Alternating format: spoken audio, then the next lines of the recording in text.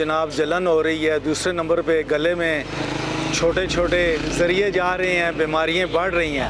حکومت کو چاہیے جو پچھلی دفعہ اعتماد کیے تھے جناب مستعی بارشیں کا سسٹم بنایا تھا وہ ہونی چاہیے۔ اب لوور M2 سے لے کے M3 سے لے کے فیصل آباد ملتان سے لے کے سب دن ہوتی ہے، یہ 4 بجے کے بعد یہ سارا کام شروع ہو جاتا ہے۔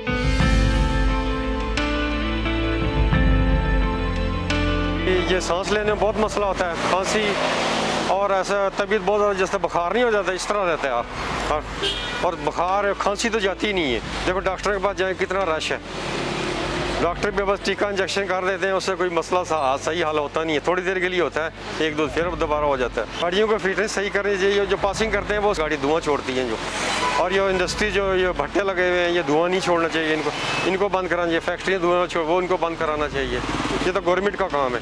متاثر ہوا اسموک کی وجہ سے بندہ پچھلے اتوار کو اس کی ڈیتھ ہوگی، سانس کا مسئلہ تھا، وہ سانس تو اس کو نہیں بہت زیادہ خراب، ہاسپٹل میں جدھر لے کر کے اس کی راستے میں ہوگی اسموک کی وجہ سے۔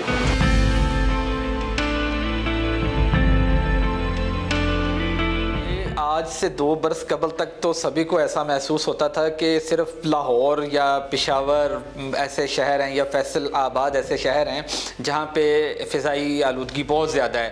اسلام آباد جو ہے بڑی صاف فضا ہے اس کے اندر، تو گزشتہ برس اس کے آثار سامنے نظر آنا شروع ہوئے۔ تو اگر آپ اس وقت بھی اسلام آباد کا ایئر کوالٹی کا انڈیکس لائف انڈیکس اس ٹائم چیک کریں تو وہ 200 کے قریب ہے۔ اس کا مطلب ہے کہ وہ شدید انہیلدی ہے آپ کے لیے۔ عالمی معیارات کے مقابلے میں اسلام آباد کی فضا جو پارٹیکولیٹ میٹر 2.5 ہے اس کے لحاظ سے 22 گنا زیادہ آلودہ ہے۔ پاکستان کو فوری طور پر کچھ کرنا ہوگا تو ہمیں بھی ایئر پیوریفائرز جو ہیں وہ نصب کرنے ہوں گے، خصوصاً لاہور جیسے شہروں میں، یا ایسے 3 4 5 شہر جو ہمارے دنیا کے 20 آلودہ شہروں میں شامل رہتے ہیں۔